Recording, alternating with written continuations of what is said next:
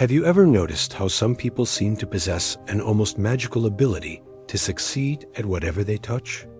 They start a business, and within 2 years, they're making millions. They learn a creative skill, and within months, they're producing work at a professional level. They enter a highly competitive field and rapidly rise to the top, while others with decades of experience remain completely stuck. And you know what most people say when they see this happen? Oh, they're lucky. They have connections. They started with money. They're naturally talented. You've heard these explanations 1,000 times. Maybe you've even said them yourself. But what if I told you that luck, connections, money, and even talent are not the real reasons behind their success? What if the true difference lies somewhere else entirely? Something that has nothing to do with external advantages and everything to do with how these people perceive the world. The truth is this: masters don't just work differently from ordinary people. They see differently. They've unlocked what the Japanese call mitsuku, the ability to see not only with the eyes, but with the mind, body, and spirit unified as one. This isn't mystical fantasy or abstract philosophy.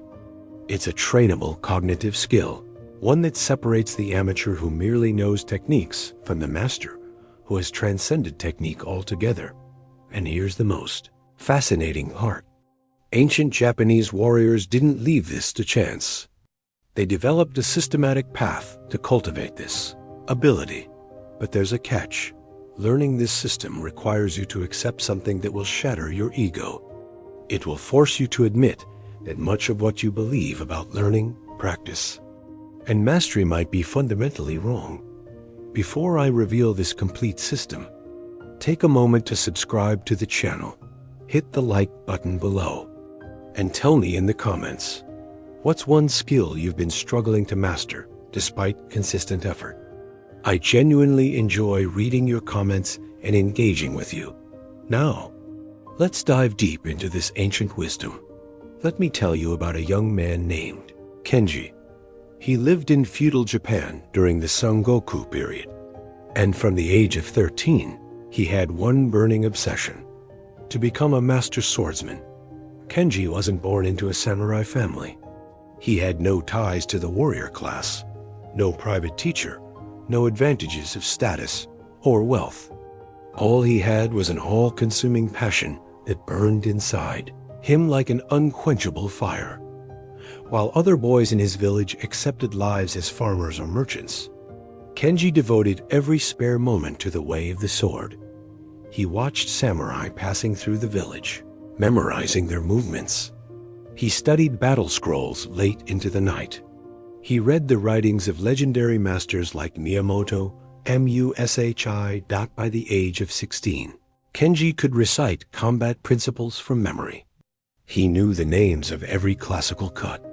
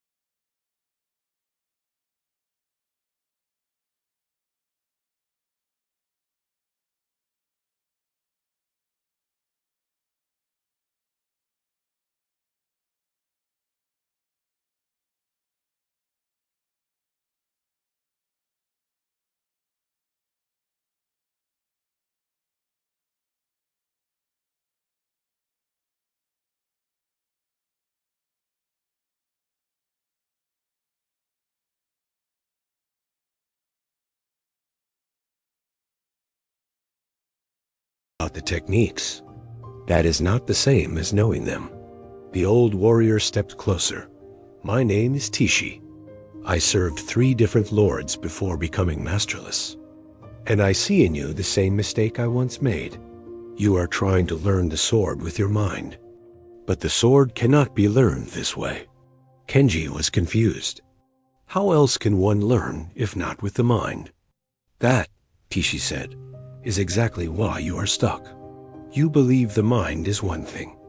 But the ancient masters knew that humans possess three minds, not one, and mastery requires unifying all three. Tishi led Kenji to a clearing and sat down.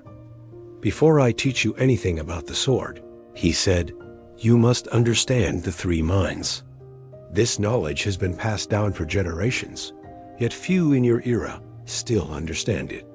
The first mind, Tishi began, is Shin, the thinking mind.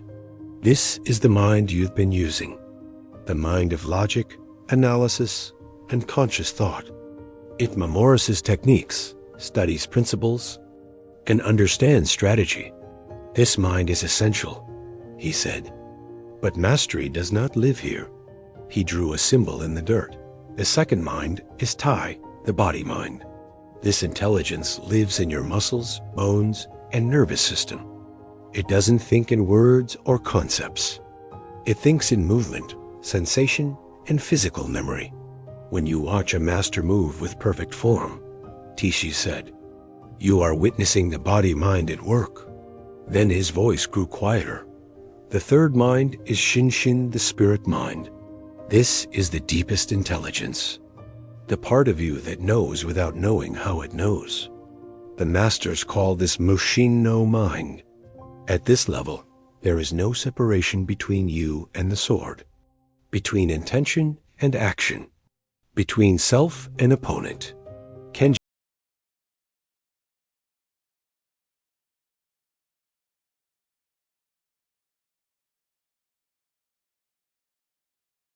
Tishi replied, that is the flaw of modern learning. All your life, you've been taught that learning means studying, reading, memorizing, analyzing. This strengthens the thinking mind, but leaves the other two weak. True mastery requires all three minds working in perfect harmony. And there is a path, he continued. A systematic progression the ancient warriors developed. We call it the three gates. The first gate, Tishi explained, is called Katen, the gate of form. At this gate, you train the body mind to understand what the thinking mind already knows. For the next 6 months, you will practice one single kata, the most basic sword form. You will practice it slowly, with full attention 1,000 times each week. Kenji's heart sank. Only one form? For 6 months? But sensei, I want to learn real sword fighting techniques. Tishi's eyes hardened. That impatience, he said, is exactly why you will never become a master if it continues. The first gate is not about collecting techniques. It is about teaching your body and mind how to speak. Right now, Tishi continued, your thinking mind tries to control every movement. Move the foot here. Angle the blade this way. Shift your weight now. Your mind shouts commands like a general yelling at confused soldiers. This is slow. This is clumsy. This is useless in real combat. In a real fight, there is no time to think. The body-mind must act instantly without hesitation. But your body-mind is deaf and mute. It has never been trained properly, so we must teach it. And teaching the body-mind requires a completely different approach.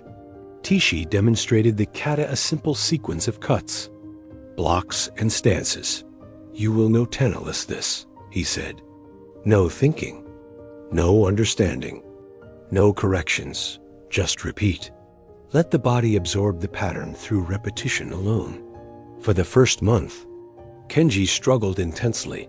His thinking mind constantly interfered. Am I doing this right? Is my foot too far left? Is this angle correct? The endless mental chatter made every movement stiff and mechanical. But Tishi was relentless. Stop thinking, he commanded. Just move, feel the form, let the body learn. Slowly, something began to change. Around the third month, during repetition number 3,847 something, extraordinary happened. Kenji's body executed the cut perfectly, smooth, effortless, beautiful. He hadn't been thinking at all, Dot. His mind was silent. His body simply moved. Did you feel that? Tishi asked quietly. That moment when thought vanished and only movement remained? That, he said, is the first whisper of the body-mind awakening. What Kenji experienced has a precise neurological explanation one modern science has only recently begun to understand. When you learn a physical skill, the knowledge first lives in the prefrontal cortex, the conscious thinking part of the brain. This process is slow, demands intense concentration, and drains mental energy very quickly. But with proper repetition, specifically 300 to 1000 correct repetition, something remarkable begins to happen. The motor pattern slowly transfers from the prefrontal cortex to the cerebellum and basal ganglia. These are older, faster, and far more efficient brain structures that operate beneath conscious awareness. Once a skill pattern is encoded in these deeper regions, it becomes what neuroscientists call procedural memory, often referred to as muscle memory. At this point, the skill no longer requires conscious thought. It happens automatically, fluidly, effortlessly. Precisely. This is what the ancient Japanese warriors intuitively understood and referred to as the body-mind. They didn't have modern neuroscience or fMRI machines, but centuries of observation taught them that true skill lives below the thinking mind. However, here is what most modern people fail to understand. This transfer from conscious to unconscious processing only occurs through a very specific kind of practice. Not all repetition works. The practice must be slow enough to maintain perfect form, focused enough to prevent mental wandering, repetitive enough to deeply encode the pattern, and free from constant analytical thinking. This is why Tishi strictly forbade Kenji from analyzing during practice. Analysis keeps the skill trapped in the thinking mind.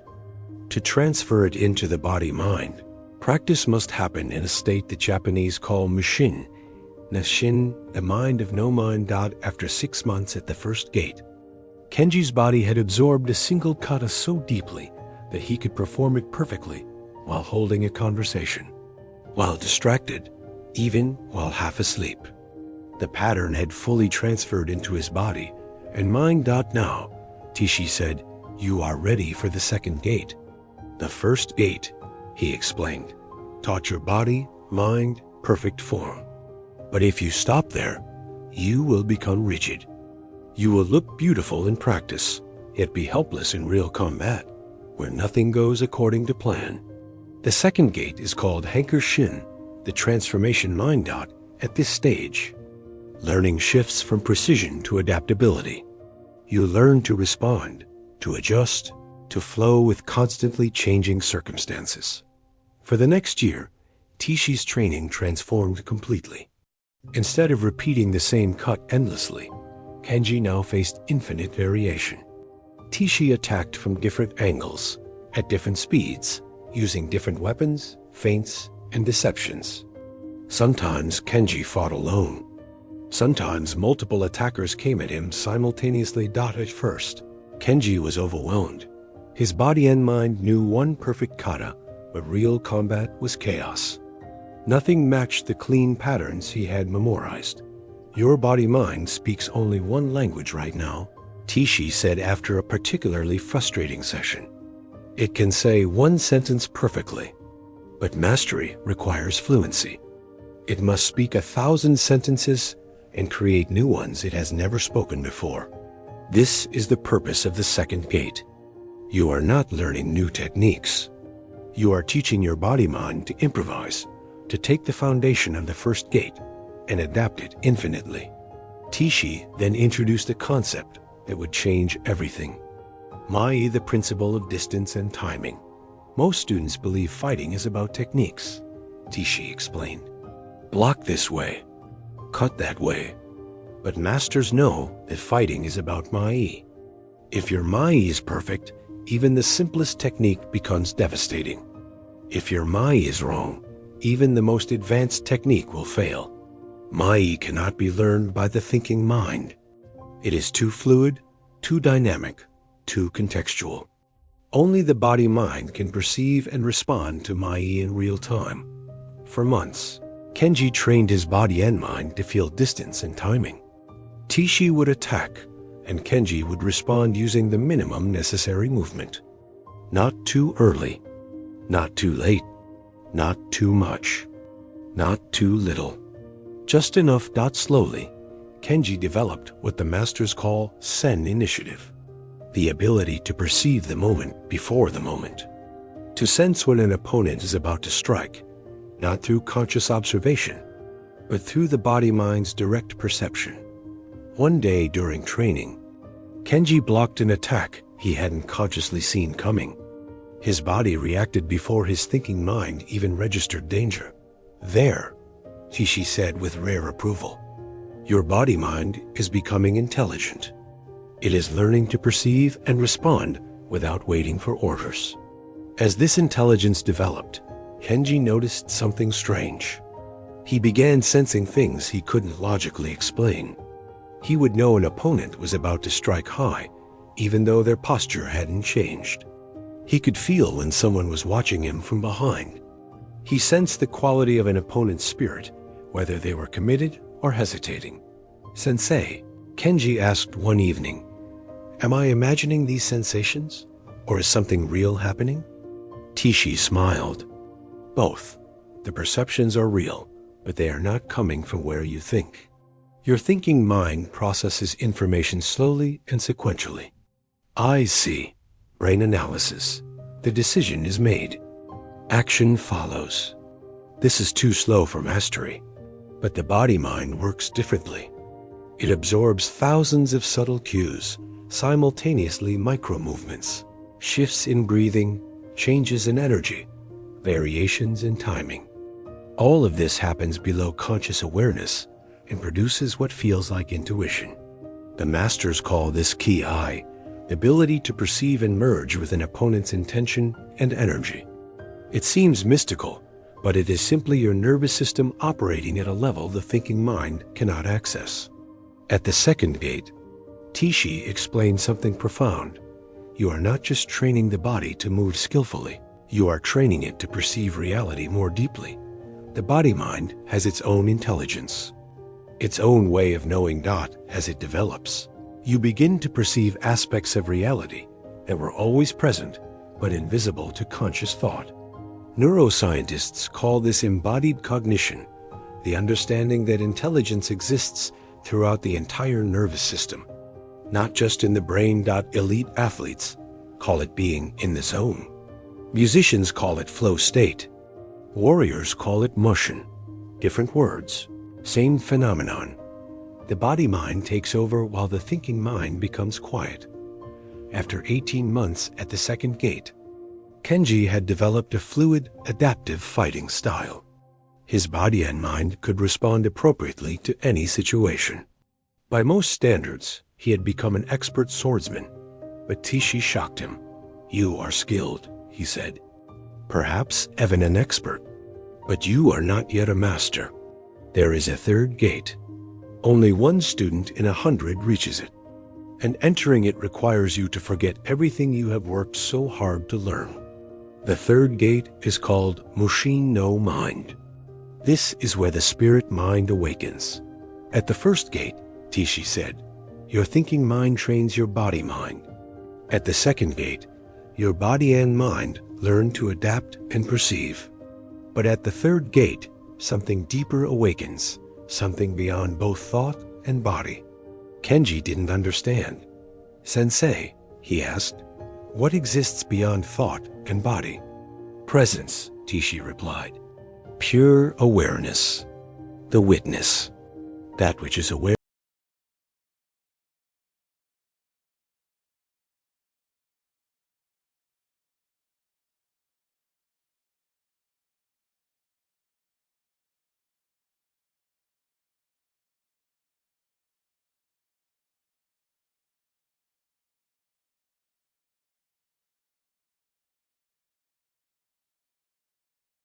Kenji anything new.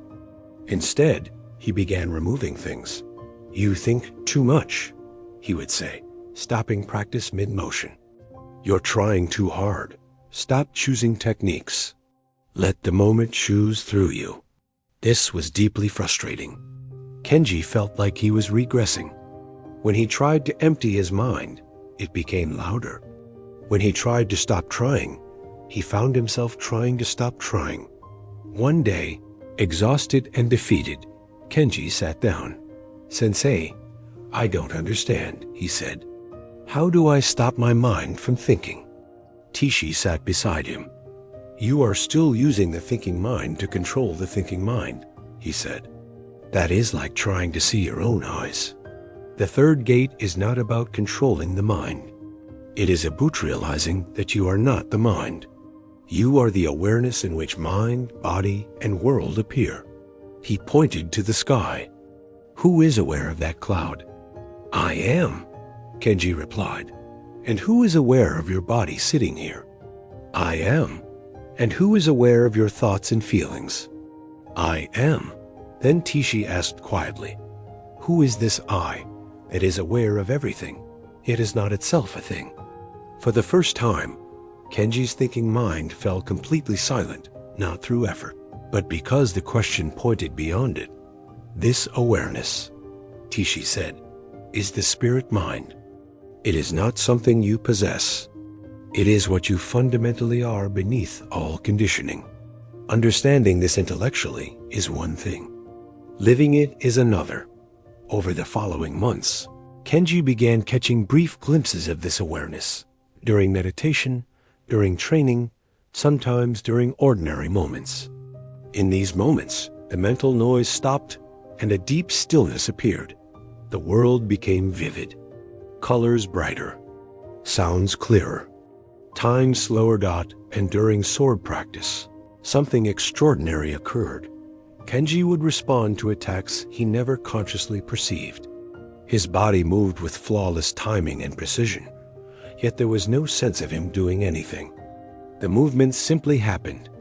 Tishi called this sui flowing water. When water flows down a mountain, he explained, does it think? Does it tantalize? Does it try? No, it responds perfectly to every obstacle and opening. This is the third gate. You become like water. 5 years into his training, Kenji faced 3 opponents at once.